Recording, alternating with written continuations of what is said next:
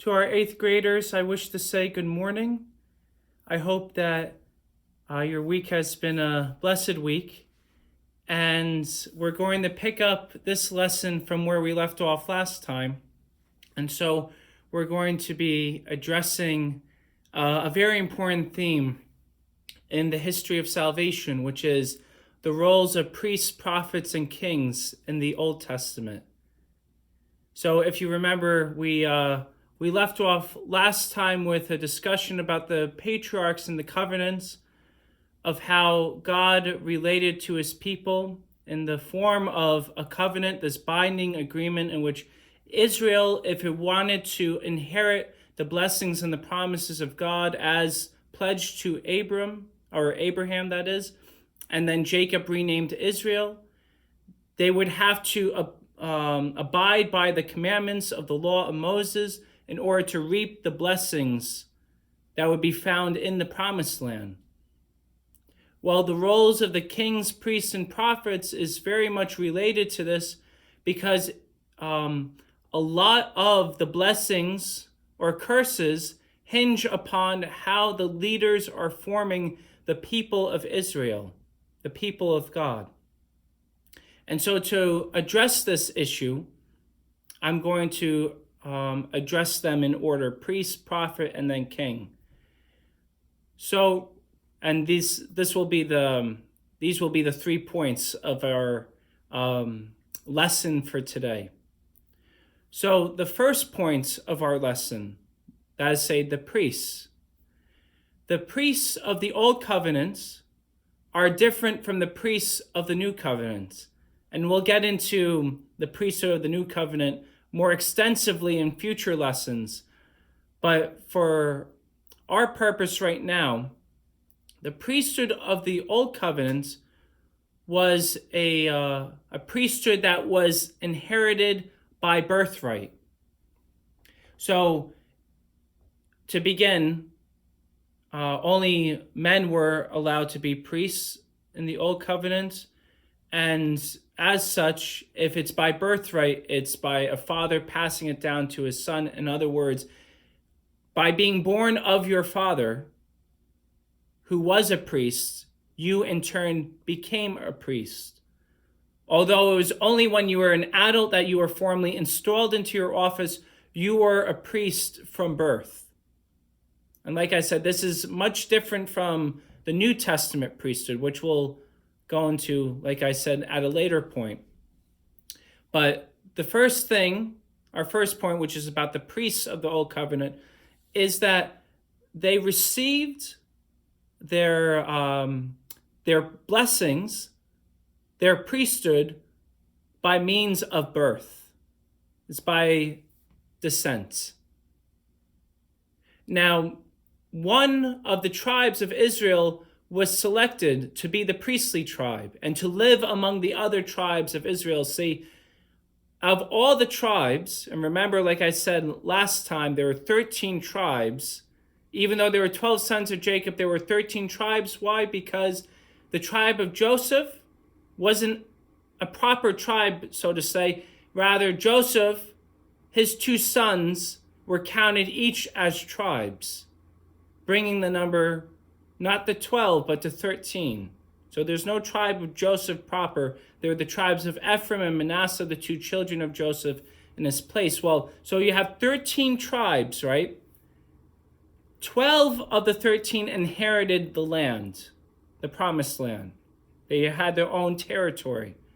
But the last tribe, the tribe of Levi, was the priestly tribe. It was designated as such by means of prophetic revelation by God to Moses. Because when there was a dispute over which tribe would be the priestly tribe, God requested that Moses select 12 staffs from each of the tribes of Israel and to put these staffs, walking staffs, before the Lord. And the staff which blossomed miraculously would be the sign that it is that tribe, the staff that that tribe belonged to, that would inherit the priesthood. And then the man whose staff that was, he would be the head of that priesthood. Well, the man whose staff blossomed was Aaron's. Aaron is the brother of Moses. And Aaron, as well as Moses, were of the priestly tribe. So it's the staff of the tribe of Levi that blossomed, and more particularly, it's Aaron's staff that blossoms. So the tribe of Levi is designated to be the priestly tribe, and then Aaron becomes the head of this priesthood.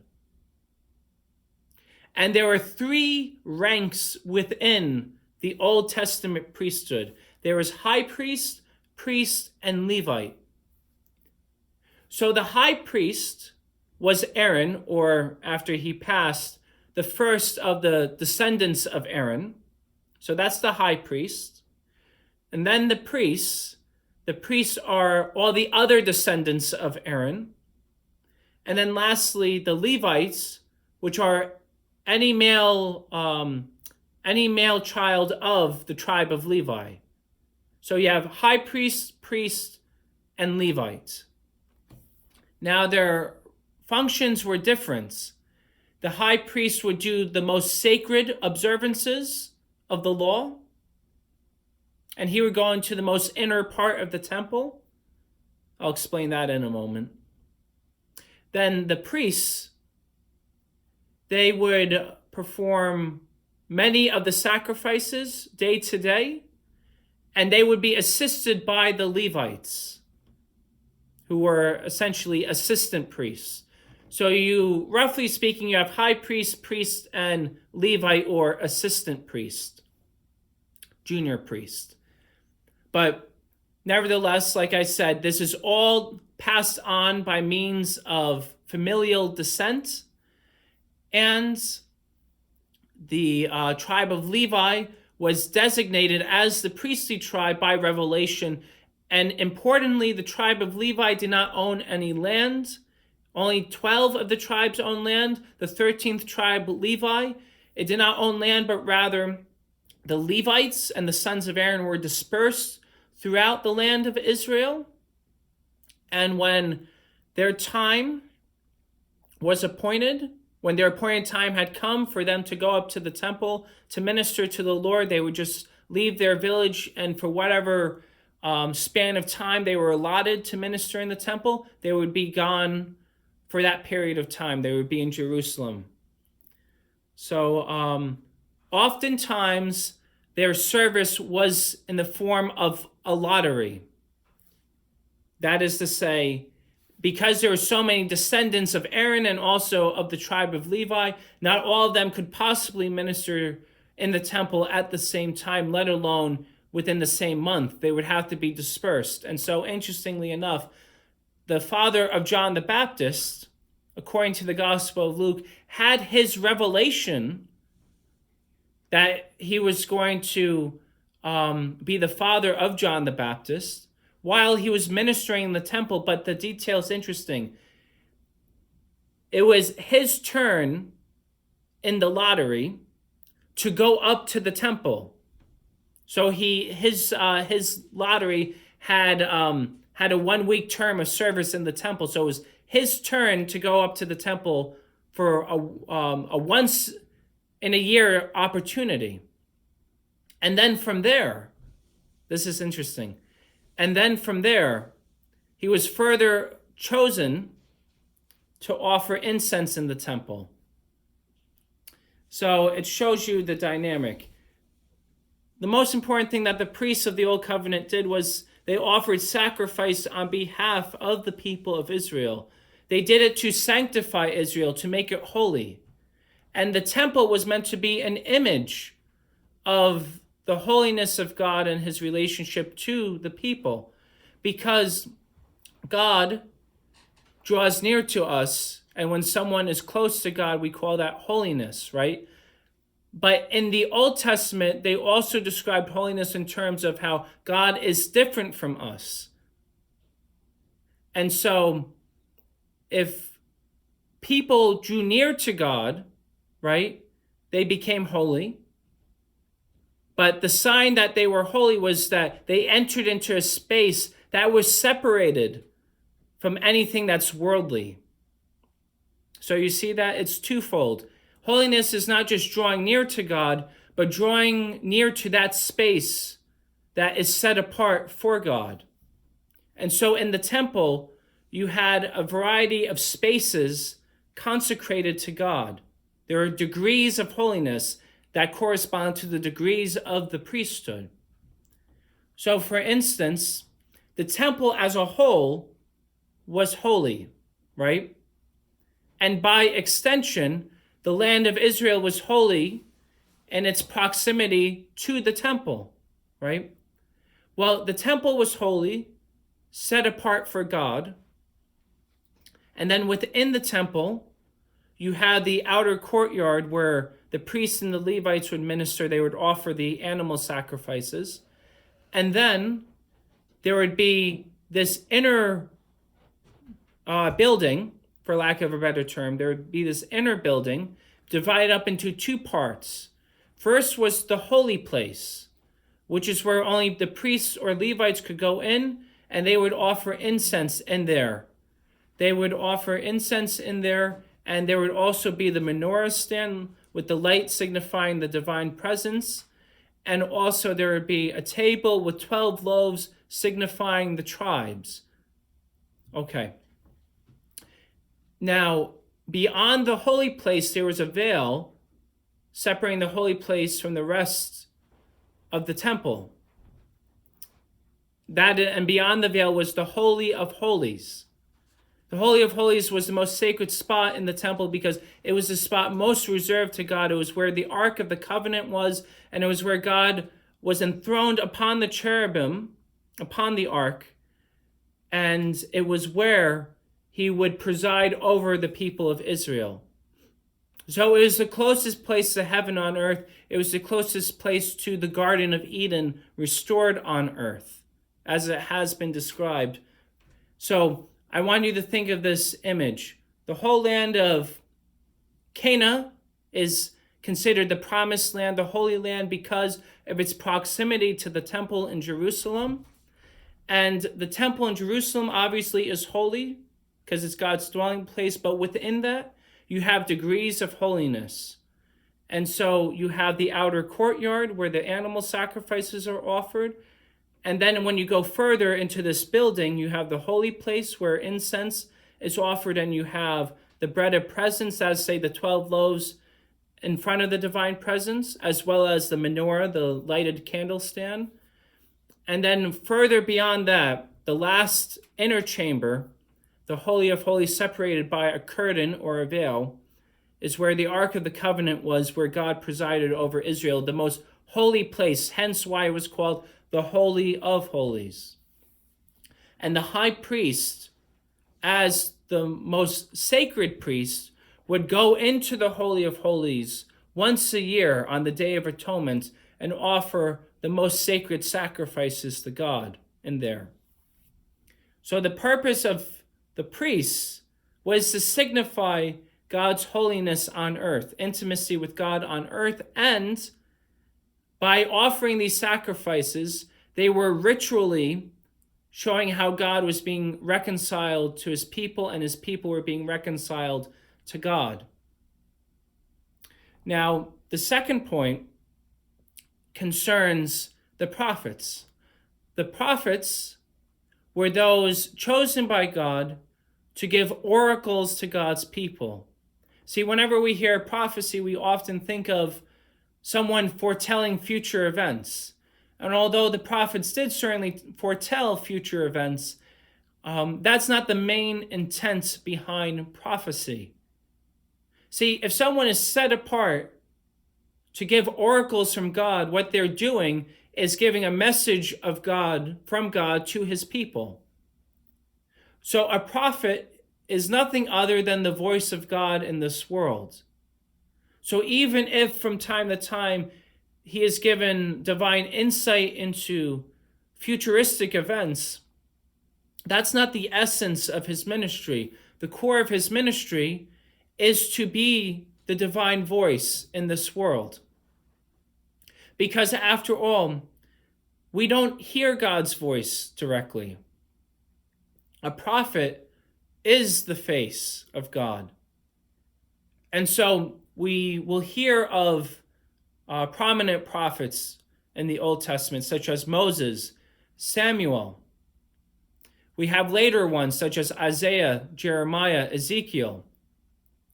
But all these men, particularly Moses and Samuel and also Elijah, all these men are seen as mediators between God and his people. You'll hear me say in a future lesson that Jesus is the ultimate mediator, the ultimate bridge between God and men. But for the purpose of the Old Testament, when everything is a shadow awaiting the coming of the Messiah, these men, the prophets, act as mediators between God and his people, similar to the priests. But the prophets do it in a unique way. Because, like I said, the priests are offering sacrifice and in that way attempting to reconcile God and his people. But the prophets give more clear insight into what is God's will, into the heart of God, and also, like I said, they will from time to time describe futuristic events. But these foretellings of the future are only for the sake of the people turning back to God. See, it's not these prophecies, any prophecy that's of a futuristic event is not meant to say, oh, by the way, let me give you some insight into something that someone else doesn't know about, that's about to come down the road. No, that's not the purpose of a prophecy, a futuristic prophecy. Rather, if a prophet is foretelling the future, it's so that God's people can heed this warning. And by heeding it, they can turn to the right path. So there's a particular end to giving a prophecy about the future. But like I said already, most prophecy takes the form of simply being the voice of God to his people, of saying, this is what is on the Lord's heart, and this is how you are to observe his commandments. The prophets are building upon what has already been stated in the law of Moses, in the law of charity. And so that's why in critical moments of salvation history, the prophets will warn Israel that if you do not do X, Y, and Z, you will be disinherited from the promised land. If the promised land for Israel was contingent on its obedience, then that means lack of obedience would merit the curses. That is to say, being dispossessed of the promised land. And that's tragically what happened in the Babylonian exile in 587 BC, when Israel was ransacked by the Babylonians and the temple was destroyed, and a good portion of the people were either enslaved or brought into exile. Our third and last point about the kings is that if we see the priests sanctifying God's people and the prophets teaching God's people, we come to the kings where we have a symbol of God reigning among his people. So similar to how I said that in the Holy of Holies upon the Ark of the Covenant, God was presiding over the people of Israel. Well, this has to be visibly presented in some way, similar to how God has to have a visible voice in his prophets. The king functioned in this way. He was the symbol of God's kingdom on earth. And the first king, Saul, was of the tribe of Benjamin, but Saul disobeyed the Lord multiple times, and so he lost the kingship. Then David succeeded him, and David, because of his obedience to God, because he had a heart like God, God promised to him that his dynasty would endure forever. And even if God would have to correct and rebuke the descendants of David for their waywardness, and even David himself, God was going to forever uphold the dynasty of David. And so when Solomon succeeds David, and then you have other men after him, culminating in Jesus, the Messiah, the ultimate son of David, you have this picture of God's fidelity to the king of Israel. And why would God offer this covenant of fidelity to David? Because of his obedience and faith, like I already said. Obedience and faith that moves the heart of God. Well, God wished to be faithful to his covenant, and so his ultimate fulfillment of his promise is by making Jesus the son of David and forever seating him upon God's throne. So the throne of David is now in heaven, secure forever. But in the meantime, for our purpose of discussing the Old Testament, David was promised the kingship. Because of his obedience, he was given a covenant with God where his dynasty was secured forever. And so David and his descendants were considered anointed ones. That's actually the root meaning of the term Messiah. It comes from the Hebrew word Mashiach, meaning anointed one. David was anointed with holy oil by Samuel the prophet.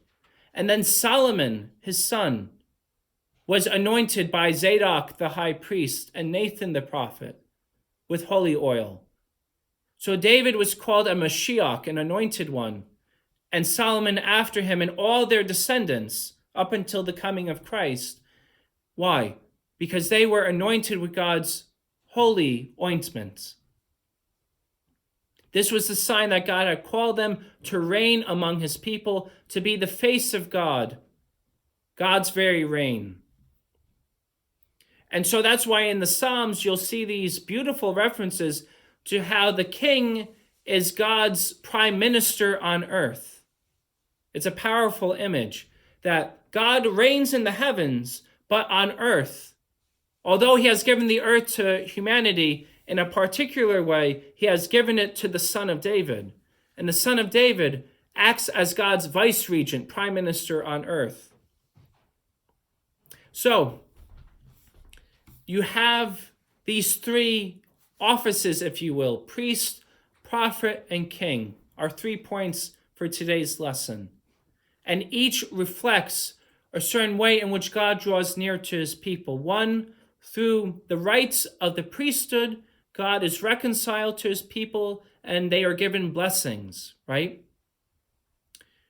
Secondly, through the prophets, the people hear messages from God and how they are to conduct themselves, how they are to apply the law of God in their day. And then thirdly, the kingship, that God's kingdom is actually being reestablished on earth, even if gradually. And the king of Israel, as God's vice regent on earth, functions as the symbol of God, functions as the symbol of the heavenly king. And so when he rules, it is as if God is ruling. So I'm going to close today's lesson with this point. But I want us to remember that this theme of priest, prophet, and king, or to put it differently, if you want to just describe the functions, sanctifying, teaching, and ruling, all these will be found in Jesus, and they will find their perfect expression in him. They will all be united in him. So even though these are distinct offices or functions under the Old Covenant, under the New Covenant, they will all be united in the person of Jesus.